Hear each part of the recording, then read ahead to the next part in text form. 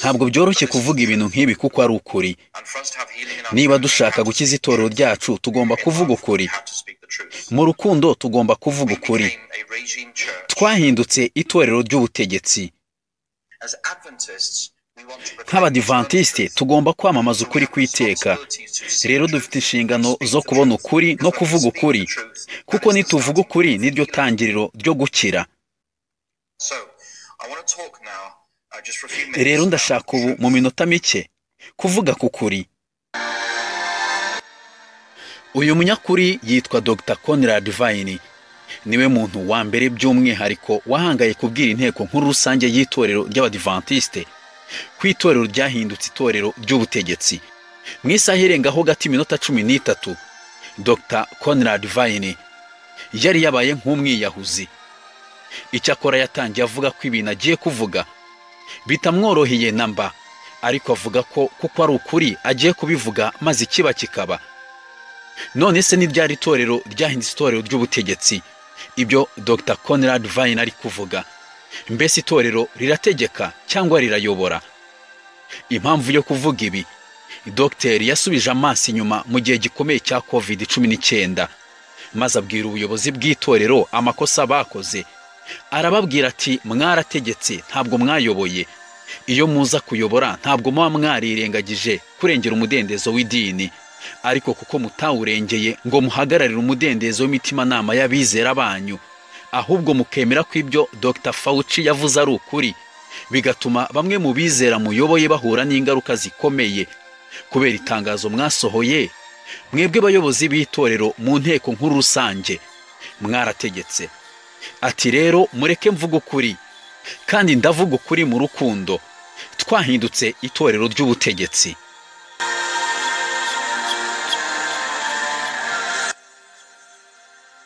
Uyu mudokteri ni muntu cyuhangara kubwira inteko nkuru rusange aya magambo. Niki cyamuteye kuvuga amagambo nk'aya ko corona yarangiye? Niki yasabye inteko nkuru rusange niyongera guhura? Ibyo nibyo tugiye kuganira muri iki kiganiro. Muri iki kiganiro tugiye kuvuga ukuri. Ukuri guca muzika ariko ntigushya. Ukuri kuraryana iyo kugeze mu matwi y'abantu, ariko ukuri kurakiza. Ukuri kuravura. Tega amatwi wumve niba ibyo Dr. Conrad Vine ari kuvuga koko ari ukuri cyangwa ari ubwaka. Numara kumva iki kiganiro kandi utubwire uko wabyumvise. Mbese Dr. Conrad Vine ibyo avuga koko ni ukuri, n'ubugorozi, cyangwa nubwo wabyita ukuri si ukuri? Nkwaye ikaze muri iki kiganiro gikomeye. Uri kumwe na Jacques Lameke, kandi niwe ugiye kukugezaho iki kiganiro nk'uko bisanzwe. Nongeye kuguha ikaze.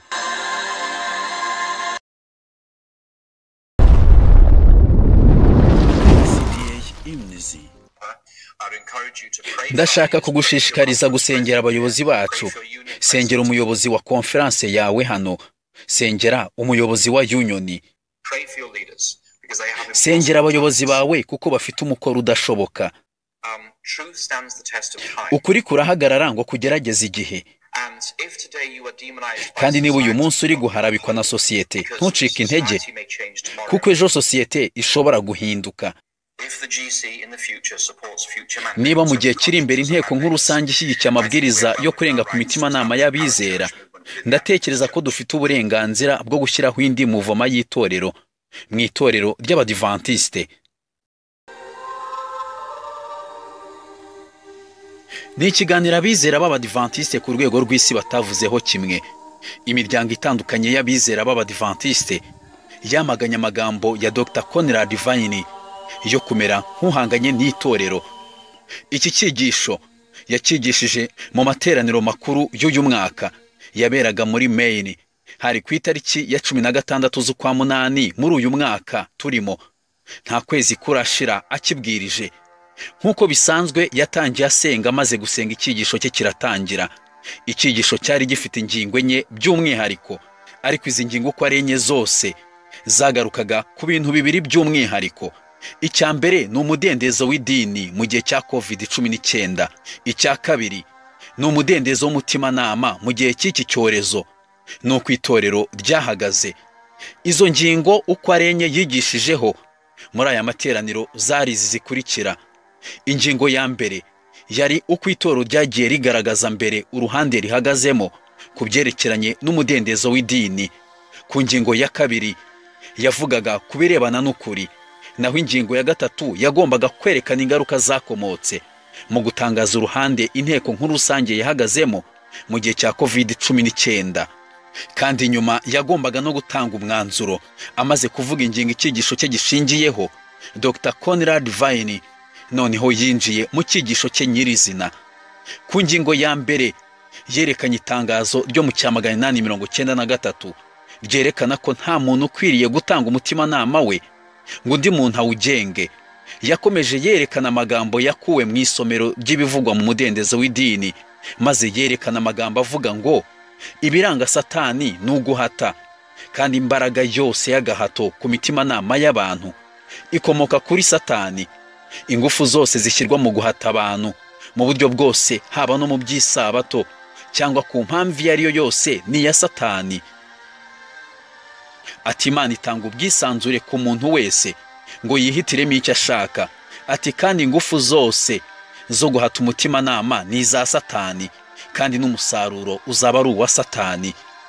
Yakomereje ku magambo ya Pastor Dr. Ganon Diop, umuyobozi ushinzwe umudendezo w'idini ku isi yose mu itorero ry'Abadiventiste b'umunsi wa karindwi, aho Diop yari yaravuze mbere ko umutimanama w'umuntu udakwiriye gushyirwaho ingufu runaka ngo ukore ikintu udashaka, kuko rwose ibyo bintu bitari mu Imana.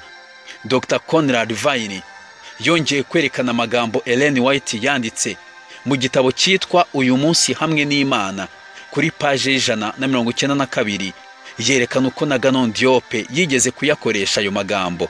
Ayo magambo yaravugaga ati nta muntu ugomba gutekereza ko ari we nyiri imitima ndetse n'ubushobozi bw'abavandimwe be bo muri Yesu Kristo.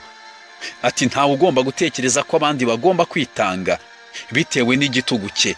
Amagambo nk'aya yayasoje yerekana ko atari umugambi w'Imana ko ikiremwa muntu gikontorora cyangwa se gihata umutimanama w'umuntu, ko iby'umutimanama w'umuntu birebana gusa n'Imana. Yashimiye cyane Dr. Ganon Diop kuko amagambo ye yarahuje n'inyandiko za Ellen White, kandi avuga ko nta kibazo kibirimo. Nyuma y'ibyo yaje kugira noneho ku itangazo yari afiteho ikibazo. Ni itangazo ryerekanaga uruhande itorero ryahagazemo mu gihe cyo kwikingiza COVID-19.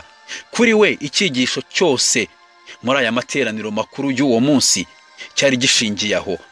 Iri tangazo ryasohowe n'ubuyobozi bw'itorero mu gihe cyo kwikingiza COVID-19 ryavugaga ko ubuyobozi bwarebye maze bukemeza ko gahunda zo kwikingiza ziriho muri rusange ari ingirakamaro ku mutekano n'ubuzima bw'abizera baryo ndetse no ku muryango mugari w'abantu. Barakomeje bati niyo mpamvu kugaragaza umudendezo w'idini bitakoreshejwe mu kwanga amategeko yashyizweho mu kurinda ubuzima n'umutekano by'imiryango y'abantu. Nyuma y'iryo tangazo rikomeye, Dr. Conrad Vine yakoze imbonerahamwe maze agereranya inteko nkuru rusange yo mu cya 893 niyo muri 2021.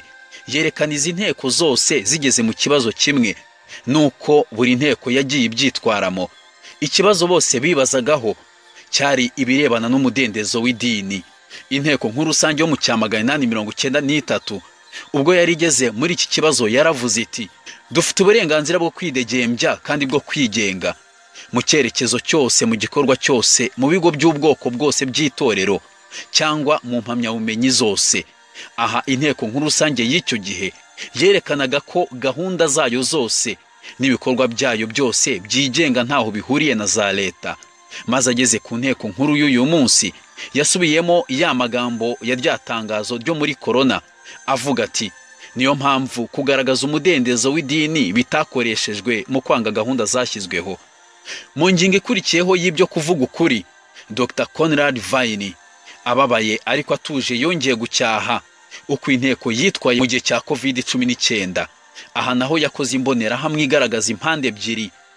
Uruhande rumwe yarushyizemo abahuzaga ibitekerezo na Dr. Fauci, inteko nkuru rusange y'itorero, ndetse n'undi muntu wese wemeza ko nta kibazo urukingo rwa COVID-19 ruteje maze urundi ruhande rushyiramo itsinda ry'abatarakunze gahunda zose z'inkingo za COVID-19 icyo gihe. Hano yashyizemo abahanga b'isi mu bya siyanse bemezaga ko atari nziza, abahanga mu by'ubugenge ndetse n'abandi bagiye bakora ubushakashatsi ku byerekeranye n'inkingo bakemeza ko atari nziza. Amaze gutandukanya ayo matsinda, Dr. Conrad Vine yagiye agereranya imyitwarire y'ayo matsinda muri COVID na nyuma yaho. Yatangiye avuga ati abarimo Fauci n'inteko nkuru rusange baravugaga bati virusi ntiyaje iturutse mu kigo cya Wuhan, ati nyamara mu gihe irindi tsinda ry'impuguke zitandukanye zabyerekanaga.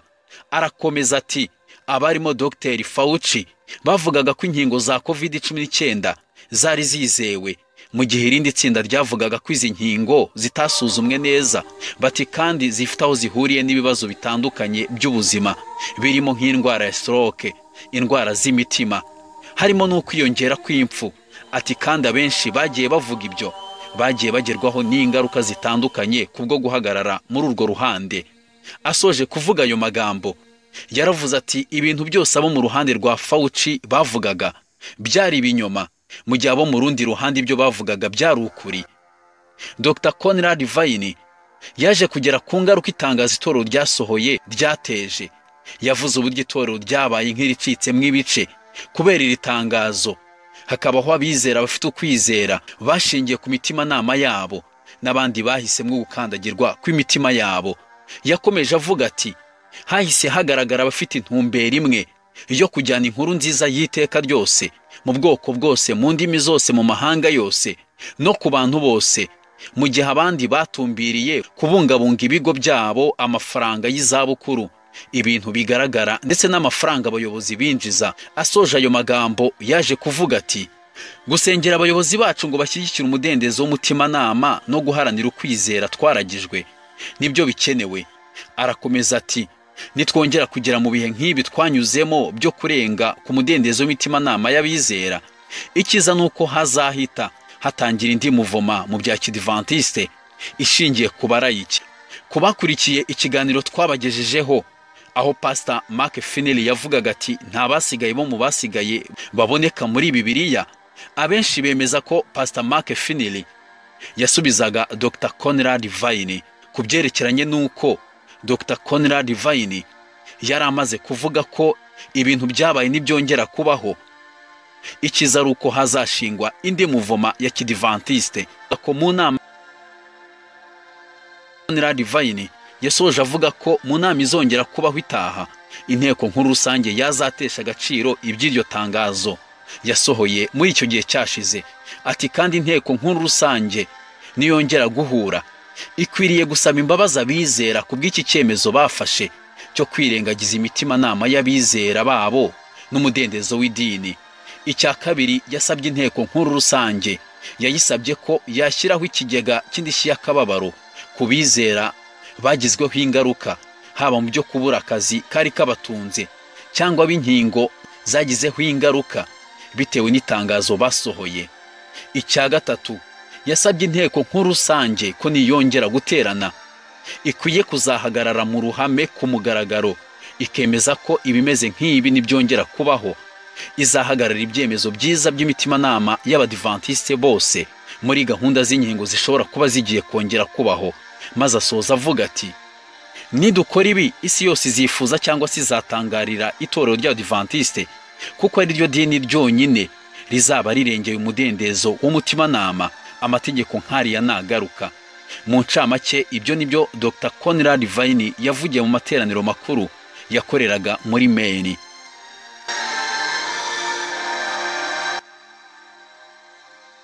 Cyigisho cye bimaze kujya hanze, konferanse zitandukanye zaho yajyaga abwiriza zahise zimuca zivuga ko ku bw'aya magambo atagomba kuzongera guhagarara ku ruhimbi rw'ababwiriza bitewe n'amagambo ameze gutya.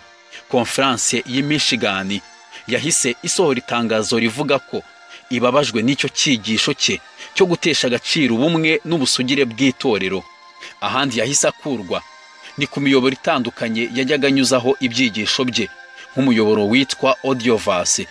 Ahangaha ho bahise bakuraho ibyigisho bya Dr. Conrad Vine byose yari yarigishije kuri uyu muyoboro. Ahandi yahejwe ni mu itsinda ryitwa Secret Unsealed. Iri ni itsinda ry'abavugabutumwa ryari ryaramutumiye mu kubwiriza. Umuyobozi w'iri tsinda witwa Stephen Bohel akibona iki cyigisho cya Dr. Conrad Vine yahise ahagarika ubwo butumire bwo kubwiriza kwa Dr. Conrad Vine. Yafatiwe ibyemezo byinshi kandi muri iyi minsi inkuru ye ikomeje kuvugwaho cyane. Yasoreje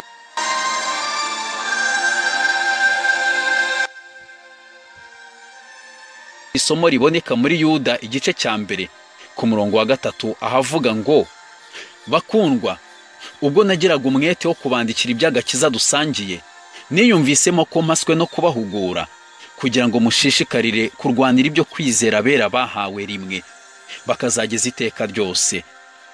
Dr. Conrad Vine yavukiye mu muryango w'igipasiteri. We n'impanga ye n'abashiki be babiri babaga mu Bwongereza. Ubwo yari amaze kubinuza mu by'icungamutungo mu mwaka w'1995 yaje kubona akazi, ariko akabona mu byo kwita ku buzima. Ariko nyuma gato yaje gukora muri ADRA, ikigo gifasha imbabare cyo mu itorero ry'Abadiventiste b'umunsi wa karindwi. Yaje gukomeza kwiga maze aza kuba umupasiteri mu itorero ry'Abadiventiste b'umunsi wa karindwi. Kuri ubu ni umuvugabutumwa mu itorero ry'Abadiventiste. Asa n'udafite ubwoba cyangwa isoni bitewe n'amagambo ari kumuvugwaho, kuko yavuze ati, ukuri kubasha kumara igihe kinini kwarirengagijwe, ariko kugeza ubwo kunesha. Dusoreje aha iki kiganiro cyavugaga ku kibwirizwa cyabwirijwe na Dr. Conrad Vine. Uwakugejejeho iki kiganiro nk'uko bisanzwe ni Jacques Lameke. Gira amahoro. Under SDA Easy.